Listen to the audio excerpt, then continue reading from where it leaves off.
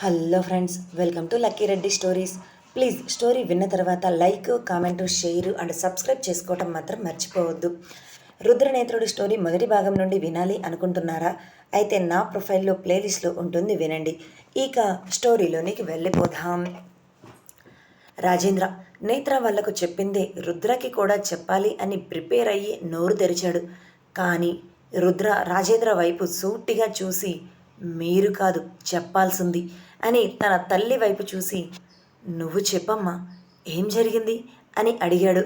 Already తనకు ఏం జరిగిందో తెలిసినా సరే కావాలి అనే తన తల్లిని అడిగాడు. దాక్షాయిని పెదవుల మీద ఒక రకమైన కన్నింగ్ స్మైల్ వచ్చింది. అది చూసిన రాజేంద్ర బెంబేలెత్తిపోయాడు. జరిగిన నిజం ఎక్కడ చెప్పేస్తుంది ఏమో అని. రాజేంద్ర అలా భయపడటం చూసిన దాక్షాయిని, అయ్యో పాపం కదా రాజేంద్ర అన్నట్లుగా అతని వైపు చూసింది. అతను మాత్రం టెన్షన్తో కాళ్ళు చేతులు వణుకుతుంటే తన బాడీ అంతా కూడా ఫుల్గా చెమట పట్టేసింది.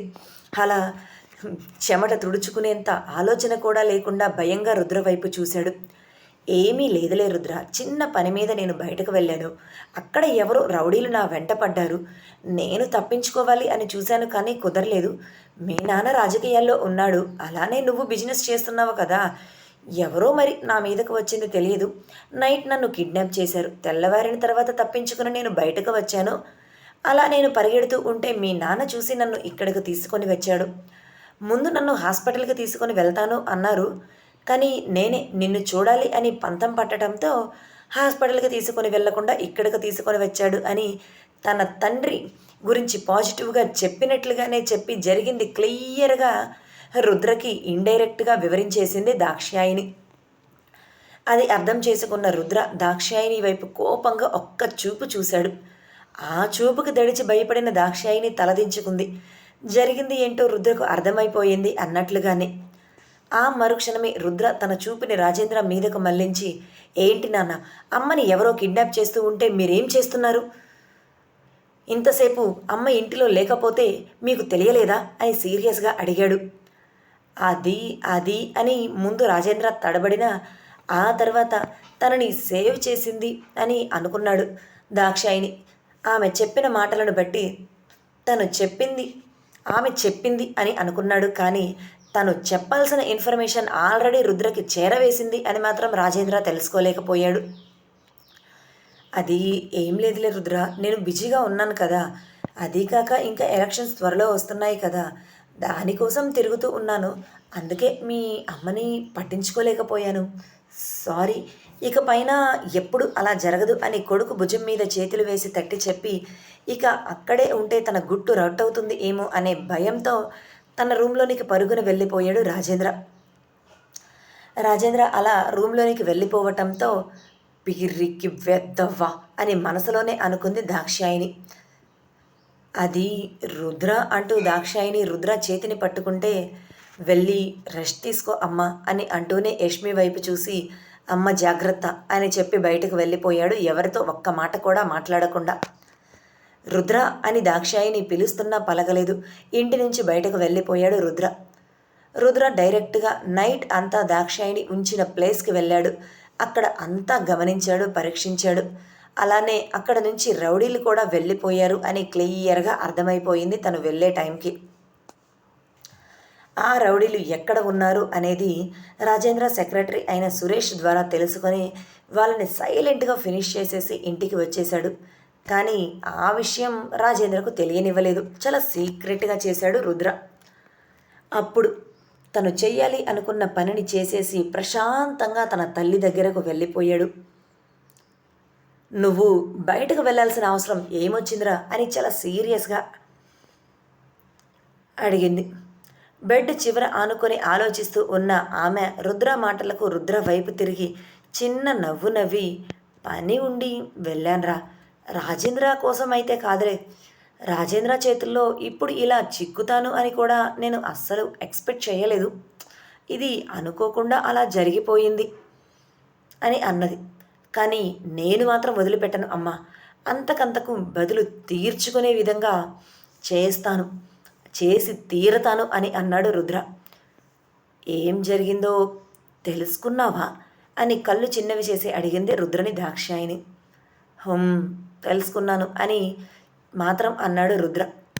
సరే, జాగ్రత్త, రేపటికి బాగా ప్రిపేర్ అయ్యి ఉండు అని దాక్షాయిని అంటుంటే, రేపు నువ్వు రెస్ట్ తీసుకో అమ్మా, ఎటువంటి పని కూడా నీకు అప్పచెప్పటం లేదు, నీ పని కూడా పూర్తిగా నేత్రానే చేస్తాడు అని చెప్పటంతో, అది కాదురా అని దాక్షాయిని వారించబోతుంటే, నేను చెప్పింది వినమ్మా, ఎక్స్ట్రా ఇక నువ్వు ఏమీ మాట్లాడొద్దు అని సీరియస్గా అన్నాడు రుద్ర. ఇక చేసేది ఏమీ లేక మూతి ముడిచింది దాక్షాయిని. అబ్బా, మా అమ్మ ఇలా మూతి ముడిస్తే ఎంత బాగుంటుందో, చిన్న పిల్లల క్యూట్గా ఉంటుంది అని దాక్షాయిని బుగ్గల మీద చేతులు వేసి అన్నాడు రుద్ర. ఆమె మౌనంగా కొడుకు వైపు చూసింది. గట్టిగా తగిలిందా అమ్మ దెబ్బ అని చెంప మీద తను చేతిని వేస్తే ఆ చేతికి రఫ్గా తగులుతున్న ఆమె బుగ్గలని చూస్తూ అడిగాడు. అవును అని చెప్పకుండా పెదవులు చిన్నగా సాగదీసి నవ్వుతూ చెప్పింది దాక్షాయిని. నువ్వు కూడా కొట్టాలి అనుకుంటున్నావా రాజేంద్రని అని అడిగాడు రుద్ర. లేదు, నేను ఇలా చెంప మీద కొట్టి చిన్న రివెంజ్ తీర్చుకోవాలి అనుకోవటం లేదు అంటూ తన మనసులో ఉన్న ఆలోచనను చెప్పింది దాక్షాయిని. ఆ మాట విన్న రుద్ర కళ్ళు చిన్నవి అయ్యి, నాకంటే క్రూయల్గా ఉన్నావు కదా అమ్మా నువ్వు అని నవ్వుతూ అన్నాడు. అంతకంటే ప్రేమ కూడా ఉందిరా నాలో అంటూ రుద్ర చెంప మీద చేతులు వేసి చిన్నగా తట్టింది. నిజానికి నేను అదే ఆలోచనలో ఉన్నాను. ఇక రేపటి నుంచి ఇంప్లిమెంట్ చేయటమే ఆలస్యం. నువ్వే చూస్తావుగా, నీ పగలు నీ కొడుకుగా నేను ఏ విధంగా తీరుస్తాను అనేది అని నవ్వుతూ ఆమె చేతిని తన చేతిలోనికి తీసుకొని చెప్పాడు. రేయ్, నువ్వు ఏం చేసినా సరే చాలా జాగ్రత్తగా కేర్ఫుల్గా ఉండాలి. అది ఎందుకు చెప్తున్నాను అనేది నీకు తెలుసు. రాజేంద్ర పగ్గపట్టిన పాము లాంటివాడు. ఖచ్చితంగా ఏదో ఒక క్షణంలో కొడుకు అని కూడా చూడకుండా నిన్ను ఏదైనా చేస్తాడు అన్న భయం నాలో ఉంది. ఆ భయం నాలో నుంచి వెళ్ళిపోవటం లేదు. కానీ కొడుకు భర్త కన్నా పవర్ఫుల్ అని తెలుసు. అయినా తల్లిగా నా మనసులో ఉన్న నీ మీద ప్రేమతో ఇలా మాట్లాడుతున్నాను అని అన్నది. సరే అమ్మా, నేను చూసుకుంటాను, నువ్వు జాగ్రత్తగా ఉండు అంటూ తల్లి నుదుటి మీద ముద్దు పెట్టి ఆమె చేతిని జాగ్రత్తగా తన చెంప మీదకు పెట్టుకున్నాడు. యష్మిని ఇప్పుడు ఇక్కడ ఉంచటం అవసరమా? రేవంత్ అన్నయ్య దగ్గరికి పంపిస్తే బెస్ట్ ఏమోరా. తను ఇక్కడ ఉంటే తనకే థ్రెట్ ఎక్కువ అని ఆలోచిస్తూ చెప్పింది దాక్షాయిని. దాని గురించే నేను కూడా ఆలోచిస్తున్నానమ్మా. పైకి ఎంత ధైర్యంగా ఉన్నా మనసులో మాత్రం భయపడుతూనే ఉంది. ఖచ్చితంగా అక్కడ నేనే రుద్రనేత్రుడు అని తెలిసిన తర్వాత నా తండ్రి తన ఆలోచన వెంటనే యష్మి మీదకు పంపించి తనను ఏదో ఒకటి చెయ్యాలి అని చూసి ఆ తర్వాత నన్ను తప్పుబట్టడం చేసి నన్ను తన గుప్పెట్లో పెట్టుకోవాలి అని చూస్తాడు. అలా జరగకూడదు. యష్మి ఇక్కడ ఇంటిలోనే ఉంటే ఖచ్చితంగా అలానే జరుగుతుంది. దాని గురించే ఆలోచిస్తున్నాను. ఇప్పుడు యష్మిని ఎక్కడికి పంపించాలి, ఏం చేయాలి అనుకుంటూ. ఏం చేస్తే యష్మి రాజేంద్ర నుంచి తప్పించుకుంటుందా అని. ఇంటి నుంచి బయటకు వెళ్ళటం అంటే జరిగే పని కాదు, కానీ వెళ్ళాలి. ఎక్కడ అయితే రాజేంద్ర ఊహించకుండా ఉండగలడు, అలా కాకుండా అతను ఊహించని ప్లేస్కి పంపించాలి అని తన ఆలోచనను తన తల్లితో పంచుకున్నాడు రుద్ర. నేను ఒక మాట చెప్తాను, మరి వింటావా రుద్ర? ఖచ్చితంగా ఆ ప్లేస్ అయితే రాజేంద్ర రాహుల్ అస్సలు కనిపెట్టలేరు. ఏం ప్లేస్ అమ్మా అది అని నవ్వుతూ అడిగాడు రుద్ర. అది కూడా రాజేంద్ర కనిపెట్టలేని ప్లేస్ నాన్న రూమా అని అడిగాడు. కాదులేరా అంటూ ఒక ప్లేస్ గురించి చెప్పింది దాక్షాయిని. ఆమె చెప్పిన ప్లేస్ విన్న రుద్ర కళ్ళు చిన్నవి అయ్యాయి. అలా ఆమె వైపు చూశాడు. ఏంట్రా నా వైపు అలా చూస్తున్నావు? ఖచ్చితంగా ఇప్పుడు నేను చెప్పిన ప్లేస్లో అయితే రాజేంద్ర అస్సలు కనుక్కోలేడు. ఇక అన్ని చోట్ల వెతికి వెతికి అలసిపోతాడు తప్ప ఈ యష్మి ఎక్కడ ఉంది అనేది మాత్రం రాజేంద్ర తెలుసుకోలేడు. రాజేంద్ర తనకు దొరకదు. జస్ట్ రేపు ఒక్కరోజు యష్మిని మనం కాపాడుకుంటే చాలు కదా అని అన్నది దాక్షాయిని. కరెక్ట్ ఐడియా చెప్పావమ్మా, నేను కూడా అదే ఆలోచిస్తున్నాను. కానీ ఈ ఐడియా మాత్రం నాకు తట్టలేదు సుమి. నువ్వు చాలా ఇంటెలిజెంట్ అని నాటకీయంగా అన్నాడు రుద్ర. ఆమె నవ్వుతూ సరే సరే ముందు ఆ పనిలో ఉండు అని అన్నది దాక్షాయిని. యష్మి గురించి ఆలోచించావు, మరి నీ గురించి నువ్వేం ఆలోచించావమ్మా అని రుద్ర అంటుంటే, నా గురించి ఇప్పుడు సపరేట్గా ఆలోచించవలసిన అవసరం ఏమీ లేదు. నేను ఎక్కడికి వెళ్ళను. ఇంటిలో ఇక్కడే ఉంటాను అని అన్నది దాక్షాయిని. సరే అమ్మా, నీ ఇష్టం. కానీ రేపు జరిగే సిచ్యువేషన్స్ బట్టి నేను ఏదైనా చెప్తే మాత్రం నువ్వు వినాలి అని రుద్ర చెప్తుంటే, టీచర్ చెప్తుంటే బుద్ధిగా వినే స్టూడెంట్ లాగా సరే నువ్వు చెప్పినట్లే వింటాను అని తల ఊపింది Dakshayani. That's my good girl అంటూ ఆమె రెండు బుగ్గలు పట్టుకొని లాగి, సరే అమ్మా ఇక నేను వెళ్తాను. ఇప్పటికే నా పిల్లం నా కోసం ఎదురు చూస్తూ ఉంటుంది. ఇంకా నేను రూమ్లోనికి రావటం లేదు ఏంటా అని. ఈ మధ్య వర్క్ ఈ టెన్షన్స్తో కనీసం దాంతో మాట్లాడటానికి కూడా నాకు టైం సరిపోవటం లేదు. కానీ అది మాత్రం నోరు తెరిచి నాతో నువ్వు టైం స్పెండ్ చేయటం లేదు. పెళ్ళికి ముందు నా వెంట తిరుగుతూ నా ఇంటికి వచ్చేవాడివి, కానీ ఇప్పుడు నేను నీ ఇంట్లో ఉన్న నన్ను పట్టించుకోవటం లేదు అని అడగటం లేదు. అన్ని టెన్షన్స్ అన్నీ తీరిపోయిన తర్వాత దానిని తీసుకుని ఎక్కడికైనా ప్రశాంతంగా వెళ్ళాలి, దానితోనే టైం స్పెండ్ చేయాలి అని అన్నాడు రుద్ర. సరేరా అలాగే వెళ్ళరండి అని నవ్వుతూ అన్నది దాక్షాయిని. నేత్ర, సాత్విక ఇంటికి వెళ్ళిపోయారా అని అడిగాడు రుద్ర. హా, నేనే బలవంతంగా పంపించానురా. వాడు అస్సలు నన్ను వదిలిపెట్టనని గోల చేశాడు. ఆఫీస్ నుంచి కూడా ఫోన్స్ తెగ వచ్చాయి. నా కోసం వాడి ఆఫీస్ బిజినెస్ వదిలిపెట్టుకోవటం కూడా కరెక్ట్ కాదు కదా, అందుకే వెళ్ళు అని బలవంతంగా పంపించడంతో ఇక్కడి నుంచి వెళ్ళాడు అని అన్నది దాక్షాయిని. సరే అయితే అమ్మ జాగ్రత్త అని రుద్ర నవ్వటంతో దాక్షాయిని కూడా చిన్నగా నవ్వింది.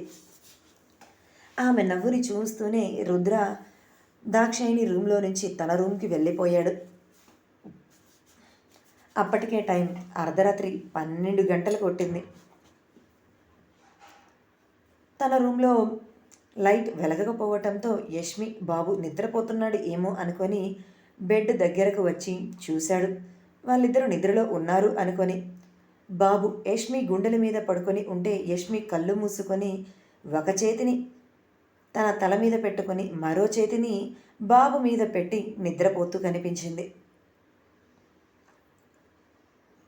అతడు బాబు బాడీ మీద చెయ్యి వేసి టెంపరేచర్ చెక్ చేశాడు. పూర్తిగా తగ్గిపోయినట్లుగా తెలియటంతో అప్పుడు కాస్త రిలాక్స్డ్గా ఫీల్ అయ్యాడు. ఆ మరుక్షణమే యష్మి నుదుటి మీద పెట్టుకున్న చేతి మీద చేతులు వేయటంతో ఆమె కళ్ళు తెరిచి రుద్ర వైపు చూసింది.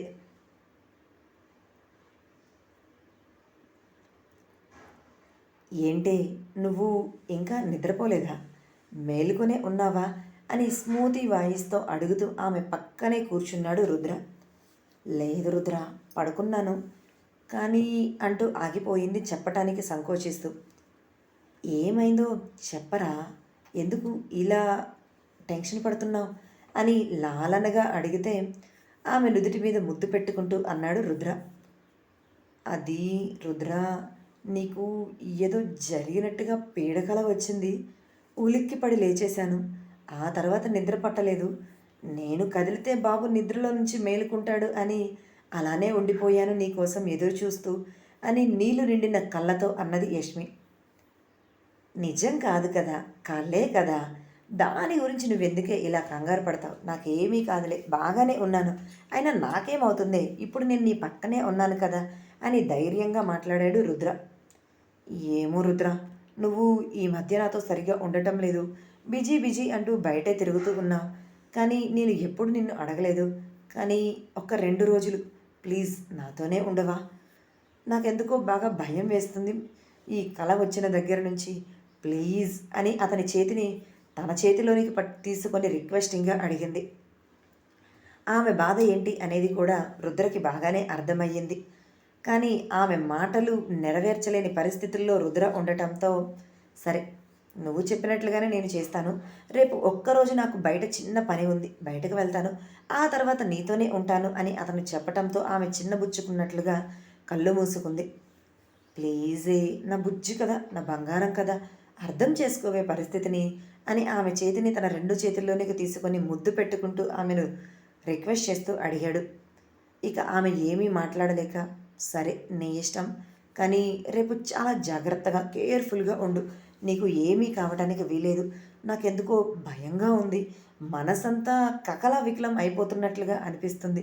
నీకేదో జరుగుతున్నట్లుగానే నా కళ్ళ ముందు కనిపిస్తుంది అని ఆమె అంటుంటే రుద్ర కళ్ళు పెద్దవి చేయటంతో, నువ్వు ఎంత చెప్పినా నీ విషయంలో మాత్రం నాకు భయంగానే ఉంది. ఈ పాడు కల వచ్చిన దగ్గర నుంచి అని ఆమె అనటంతో, సరే సరే నేను జాగ్రత్తగా ఉంటాను అని అంటూనే రేపు ఆమెను ఎక్కడ ఉండాలి అనేది వివరంగా ఆమెకు చెప్పాడు. కానీ ఎందుకు అలా అని ఆమె అయోమయంగా అడిగితే, ప్లీజ్ రేపు ఒక్కరోజు నేను చెప్పింది ఏమిటి ఏంటి అని క్వశ్చన్స్ వేయకుండా వినవా అని అతను చాలా రిక్వెస్టింగ్గా అడగటంతో, తన భర్త అలా తనని ఎప్పుడు రిక్వెస్టింగ్గా అడగలేదు. ఎవరిని కూడా రిక్వెస్ట్ చేసి అడగడు, తనని తప్ప అని ఒక్క క్షణం ఆమెకు గర్వంగా అనిపించినా తన భర్త తన మంచి కోసమే చేస్తున్నాడు అని ఆలోచించి, సరే రేపు ఒక్కరోజు మాత్రమే, అది కూడా నువ్వు ఇంతగా రిక్వెస్ట్ చేస్తున్నావు కాబట్టి ఒప్పుకుంటున్నాను. ఆ తర్వాత నువ్వు నాతోనే టైం స్పెండ్ చేయాలి అని ఆమె అనటంతో, సరే నువ్వన్నట్లుగానే నీతోనే నేను టైం స్పెండ్ చేస్తాను. కానీ రేపు ఒక్కరోజు నువ్వు నా గురించి ఏమీ ఆలోచించొద్దు. బాబుతో మాత్రం హ్యాపీగా టైం స్పెండ్ చేయి అని అన్నాడు. ఓకే అలానే అని చిన్న నవ్వు నవ్వింది యష్మి. సరే నేను వెళ్ళి ఫ్రెష్ అయి వస్తాను అంటూ రుద్ర 10 నిమిషాల్లో ఫ్రెష్ అయి వచ్చి ఆమె పక్కనే పడుకొని బాబు మీదగా ఆమె చుట్టూ ఒక చేతిని వేసి కళ్ళు మూసుకున్నాడు. తర్వాత రోజు జరిగే ప్రణాళికలను ఎలా చేస్తే బాగుంటుంది, ఎలా చేయాలి అనేది గుర్తు చేసుకుంటూ ఇంటికి వెళ్ళిన మరుక్షణమే నేత్ర సాత్వికను ఇంటి లోపలికి వెళ్ళమని చెప్పి, నేను ఆఫీస్కి వెళ్తున్నాను, మీటింగ్ ఉంది, కాల్స్ మీద కాల్స్ వస్తున్నాయి, నువ్వు జాగ్రత్త అని అనటంతో సాత్విక బెంగగా అతని వైపు చూస్తూనే, సరే నన్ను కాలేజ్ దగ్గర డ్రాప్ చేసి నువ్వు ఆఫీస్కి వెళ్ళిపో అని అంటూ తను త్వరగా ఇంటి లోపలికి వెళ్ళి తనకు కావలసిన సెటస్కోప్ అలానే బుక్స్ అన్నీ తీసుకుని వచ్చి అతని బైక్ ఎక్కి కూర్చుంది. నేత్ర కూడా స్పీడ్గా బైక్ని రయ్యమనిపించి 20 నిమిషాల్లోనే ఆమెను కాలేజీ దగ్గర డ్రాప్ చేసి ఆ తర్వాత తను తన ఆఫీస్కి 10 నిమిషాల్లోనే చేరుకున్నాడు. ఎంత స్పీడ్గా తన బైక్ని రయ్యమని పోనిచ్చాడు అంటే బైక్లో డేంజర్ సింబల్ కనిపిస్తున్నా కూడా అతను పట్టించుకోలేదు. అంత స్పీడ్గా బైక్ నడుపుకుంటూ ఆఫీస్కి చేరుకున్నాడు నేత్ర. అంత స్పీడ్గా ఇప్పుడు నేత్ర ఆఫీస్కి చేరుకోవలసిన సిచ్యువేషన్ ఏమొచ్చిందో చూద్దాం రేపటి భాగంలో.